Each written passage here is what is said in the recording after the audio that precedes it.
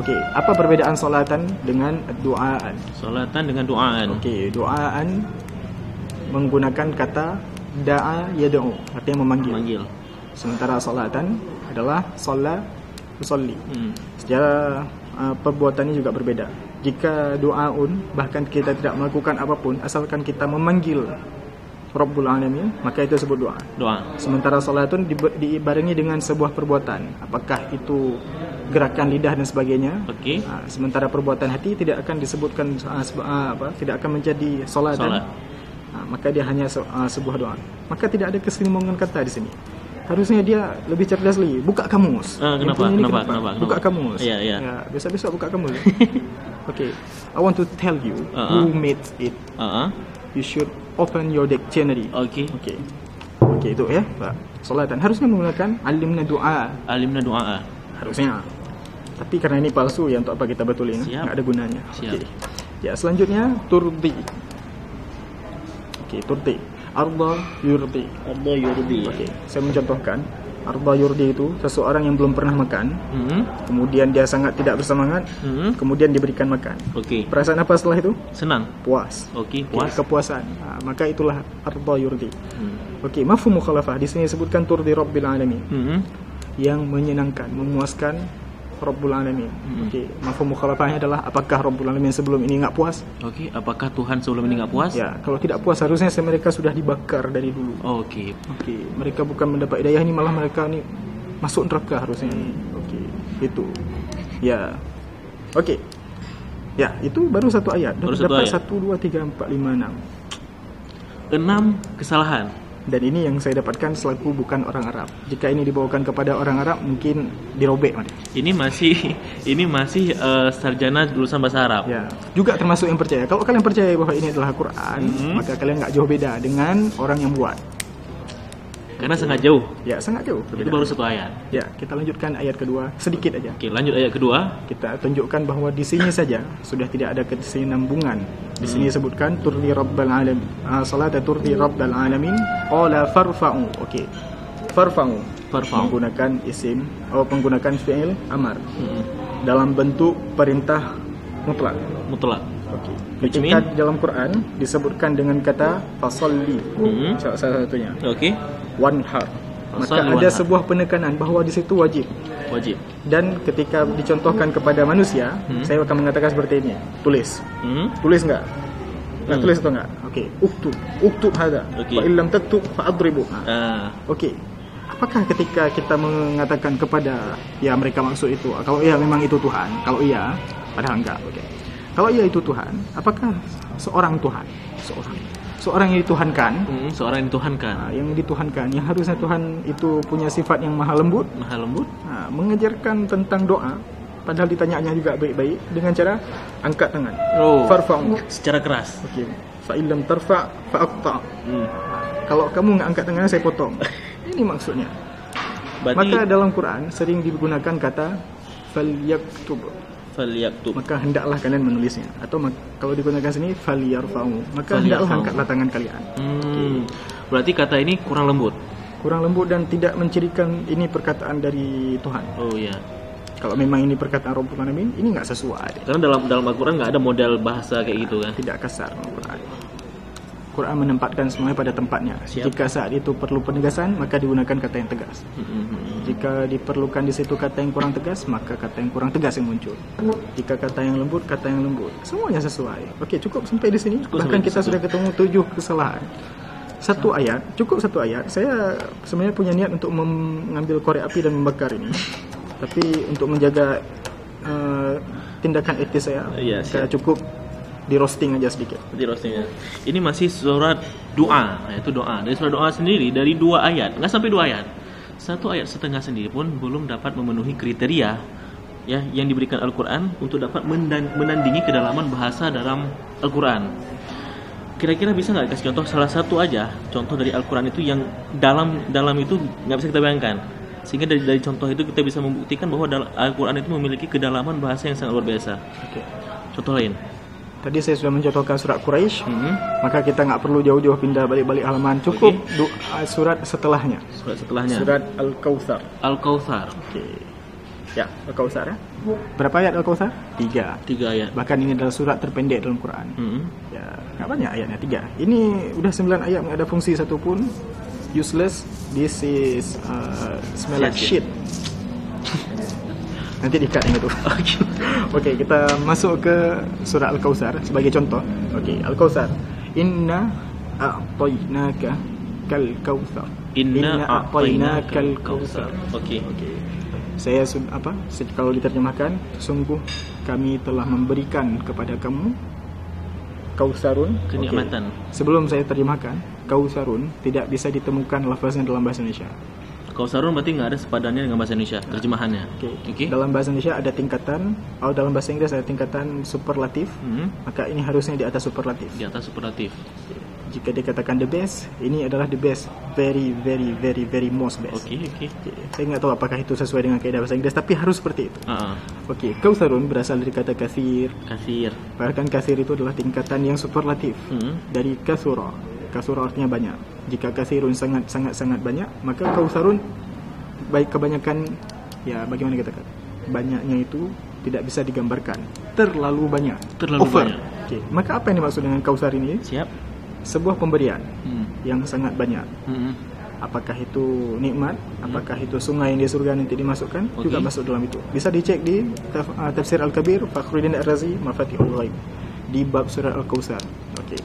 Ya, kita lihat di situ apakah yang dimaksud dengan Kautsar sini. Maka salah satu pendapat yang paling kuat berdasarkan balaghahnya adalah apa-apa yang disebutkan dari sejak surat Al-Fatihah sampai surat Al-Maun, maka di situ disebutkan begitu banyak nikmat. Di antaranya nikmat Nabi Nuh diselamatkan, madu sebagai penyembuh. Okey. Berarti kenikmatan yang disebutkan dari surat Al-Fatihah sampai surat sebelum surat Al-Kautsar ini semuanya terrangkum dalam satu kata Al-Kautsar. Okey. Bahkan itu juga tidak cukup. Belum lagi nikmat-nikmat yang tidak diberikan di dunia yang akan diberikan di akhirat. Okey. Begitu banyak sehingga disebutkan Al-Kautsar. Okey. Dengan mukhatab, inna a'tainaka. Okey, kami telah memberikan kepadamu wahai Muhammad, bahwa kepada Rasulullah saja sudah diberikan seperti itu, maka umatnya juga berhak atas itu. Okey. Bahkan di situ disebutkan kata inna yang menunjukkan sebuah penekanan bahawa ini benar-benar. Inna a'tainaka. A'ta. Fa inni a'taituka hadzal qalam. Fa ana la as'aluka ba'da hadha. Saya memberikan pulpen ini kepada Zulfan, maka saya enggak boleh lagi memintanya. Okey. Atau saya tidak punya hak lagi untuk memintanya.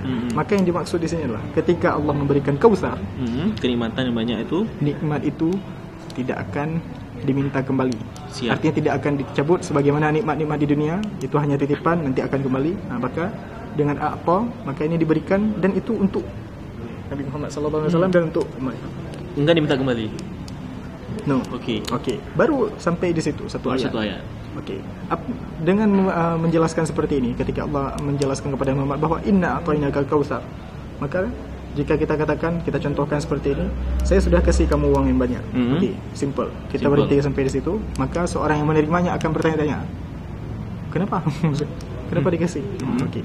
Maka pertanyaan ini belum sempat ditanyakan oleh Rasulullah, maka Allah langsung menjawabnya, fasalli li rabbika wanhar. Okey. Kaitan ayat 1 dan ayat kedua itu, fasalli li rabbika wanhar. Maka salatlah kepada Tuhanmu dan berkurbanlah sebagai bentuk rasa syukur yang paling sekurang-kurangnya. Itu standar paling rendah. Okey. Ya. Kemudian disambungkan di ayat ketiga. Okey. Inna syani'aka huwal abtar. Sesungguhnya orang-orang yang menolak kamu adalah orang-orang yang rugi. Okey. Karena kita sudah mendapatkan nikmat-nikmat sangat banyak, bahkan Kautsarun tidak ternilai, maka orang yang menolak kita sebelumnya adalah orang yang paling rugi. Kenapa dia enggak rugi? Ayat ini menghibur Rasulullah yang ketika ayat ini turun, Rasulullah berada dalam kesedihan bahawa kafir Quraisy memerangi, kafir Quraisy menolaknya. Tapi Rasulullah terhibur dengan ayat ini bahawa orang-orang yang menolak Rasulullah adalah orang-orang yang rugi. Dalam satu ayat terdapat sebuah kata-kata yang menyenangkan, penegasan bahawa harus ada konsekuensi setelah mendapat sesuatu yang menyenangkan, dan menghibur jika mendapat kesedihan. 3 ayat cukup. Kedalamannya cukup, makna cukup banyak. Bahkan salah satu ulama mengatakan cukup dengan surah Al-Kautsar, maka Quran itu cukup, itu aja dah jadi Quran. Cukup dengan surah Al-Kautsar, maka itu cukup bagi saya untuk menjadi nasihat dalam Quran. Siap. Mereka buat surat sebanyak ini, enggak jadi satu pun. Berarti dari surat Al-Kautsar ini dapat kita buktikan bahawa terjemahan Al-Quran itu sebenarnya belum bisa menampung dari kandungan yang dimiliki oleh Al-Quran sendiri, seperti itu kan? Okay. Artinya Al-Quran itu sebab Al-Quran nggak bisa dibuat dalam bahasa lain, tetap bahasa Arab, karena tidak ada kata-kata yang sepadan dengan bahasa Al-Quran sendiri. Oke. Man Maduk Pichkal suatu hari pernah mengatakan bahwa saya kebingungan terhadap kata-kata dalam Quran, beberapa kata dalam Quran. Saya tidak menemukan kata yang sesuai dalam bahasa Inggris. Oke, dia adalah seorang pakar bahasa Inggris.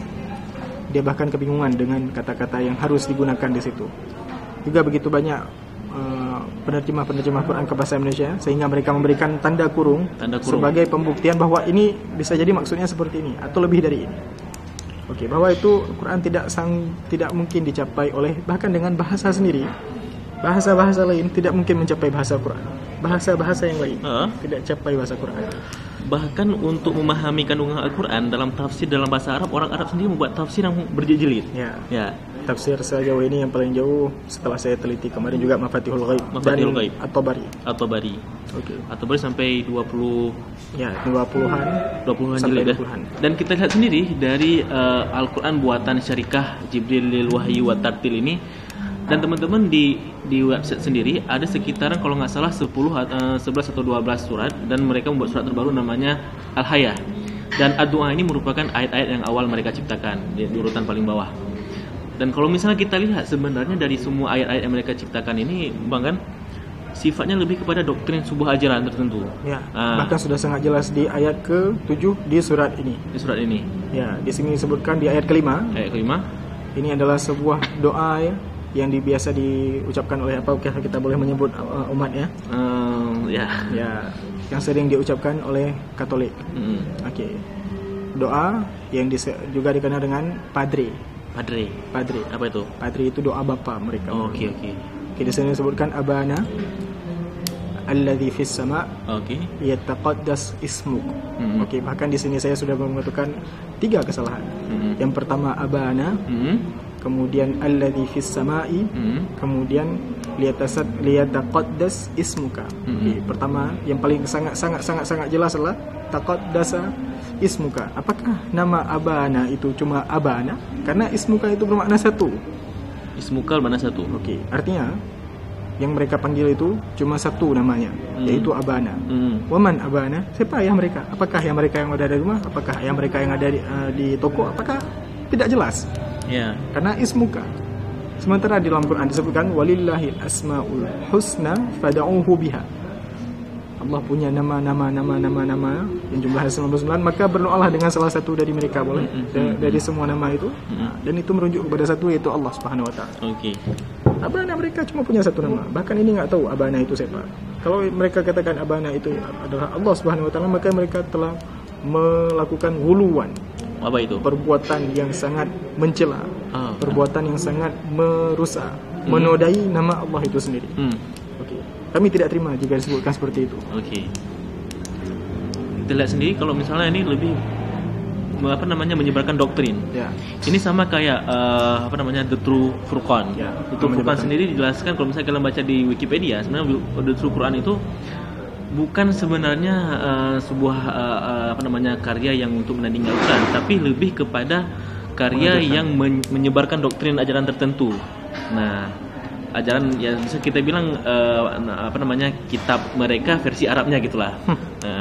Bahkan kitab mereka sendiri tidak menandingi dari kedalaman dari bahasa Arab, bahasa Quran sendiri ya, gitu kan. Bahkan kitab mereka sendiri menurut pakar bahasa mereka sendiri di Lebanon terdapat begitu banyak. Ada Louis Ma'luf, penulis kitab Kamus Munjid. Dia mengatakan bahwa kata-kata yang berada terjemahan Injil bahasa Arab terdapat banyak kesalahan. Bahkan itu pakar yang berasal dari mereka sendiri. Saya bisa katakan yang mereka buat tidak lebih indah daripada buatan anak SD di Arab. Saya pernah membaca sebuah tulisan anak SD di Arab, sangat bagus, bahkan menyentuh sekali. Ini bahkan saya tidak tersentuh. Saya melihatnya saya jijik. Ini sendiri belum bisa menandingi tulisan anak SD di Arab. Dan mereka mengatakan kalau ini dapat menandingi Al-Quran. Saya tantang, coba kalahkan tulisan anak SD di Arab sebelum buat Quran. Kalau udah lewat itu baru silakan. ikut dulu bimbel bahasa Arab. Kalau ada. Nah, sekarang sudah kita lihat bahwa Quran yang mereka buat, Quran Kawi yang mereka buat ini tidak bisa menandingi dari kedalaman bahasa Al-Quran. Nah, pertanyaannya gini bang, mereka nanti khususnya penonton akan menganggap, oh wajar, yang ngujinya orang Muslim. Nah, gimana? Yang ngujinya orang Muslim tentu kita tidak akan mengiyakan gitu kan? Mereka menganggap seperti itu. Oke. Ya, sebagai informasi, Baduy di Arab terkadang seorang ateis, tidak punya agama. Baduy. Mohon dicatat, Baduy. Oke, seorang Baduy di Arab kebiasaannya tidak memiliki agama karena mereka suku nomaden, suku pedalaman, suku yang percaya dengan animisme dan sebagainya. Bahkan mereka akan mengatakan bahwa ini tidak mungkin perkataan Rabbul Alamin. Tidak mungkin ini dikatakan perkataan Tuhan tidak seperti ini. Terlalu hina perkataan Tuhan seperti ini. Hina. Lebih hina daripada kamu. Ya, itu jika ditanyakan kepada ateis. Kalau saja kalian bisa menghidupkan kembali Louis Makhlouf dan menunjukkan ayat ini, maka dia akan malu. Dia akan mengatakan, kenapa? Siapa yang buat ini? Merusak misi misionaris mereka saja. Misi mereka ingin mengkafirkan atau mengkristenkan orang Islam. Gara-gara ini gagal. Ini merusak sebenarnya. Malah menjadi bahan roasting. Ya, bahan roasting, bahan ejekan. Maka nggak sedikit Muslim nanti akan meletakkan ini sebagai bungkus pisang goreng. Oke. Bungkus martabak, bungkus pisang goreng, cocok. Namun kalau misalnya mereka mengatakan kita membahasnya berdasarkan subjektif, padahal kita membahasnya lebih ke objektif ya kan? Ya. Kita membahas berdasarkan ilmu bahasa Arab sendiri. Jadi sangat aneh apabila kalian mengatakan bahwa yang kita lihat ini berdasarkan subjektivitas kami sendiri, menurut pandangan kami. Nah, sudah kami jelaskan dan sudah jelaskan sama Bang Anggi sendiri bahwa secara bahasa Arab sendiri nggak lewat. Ya. Nggak lewat. Secara bahasa Arab sendiri nggak lewat dan ini belum bisa menandingi dari ayat suci Al-Quran. Oke teman-teman, ini aja mungkin untuk review kita Quran Kawi versi non-Muslim yang mereka beri nama dengan Quran Al-Asriyah, Quran modern. Dan sudah kita buktikan secara objektivitas berdasarkan ilmu bahasa Arab bahwa Al-Quran ini tidak dapat menandingi kedalaman bahasa dalam Al-Quran. Dan insya Allah teman-teman di Rabbanians ID nanti di video berikutnya kita akan membahas juga bagaimana kedalaman dari bahasa Arab sendiri, kedalaman bahasa linguistik Al-Quran. Dan jangan lupa untuk subscribe channel ini. Insya Allah untuk ke depan kita akan membahas tentang kedalaman Al-Quran, serta juga kita akan membahas mengenai kesalahan-kesalahan dalam Al-Quran yang mereka anggap bahwa ada kesalahan dalam Al-Quran. Seperti itu. Dan terima kasih juga untuk Mbak Anggi, beliau adalah mentor saya, murabi saya, dan insya Allah beliau akan Oke. Beliau lulusan bahasa Arab dan kita doakan semoga nanti bisa lagi memberikan wawasan di video-video berikutnya.